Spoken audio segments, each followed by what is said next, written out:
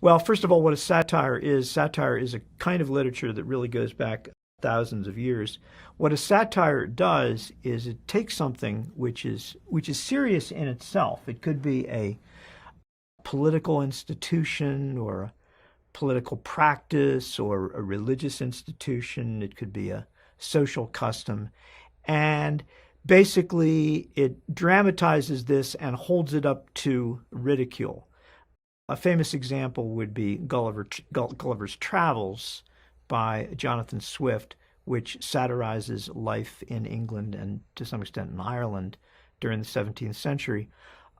Jonathan Swift also, and he was an important influence on Orwell, has a very famous essay which is called A Modest Proposal.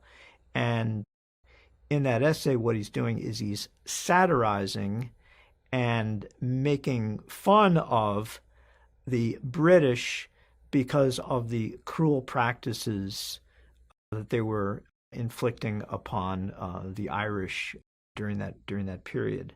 So this is what Orwell does in Animal Farm and also in 1984.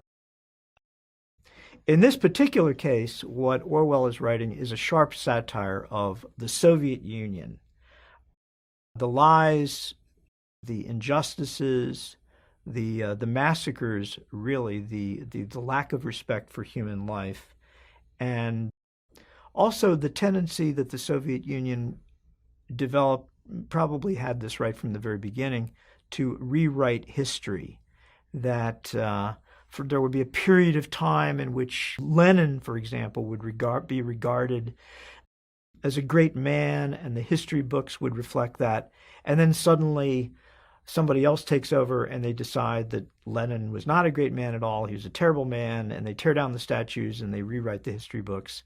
So Orwell, in his characters and in his depiction of what's going on the farm, is satirizing the Soviet Union.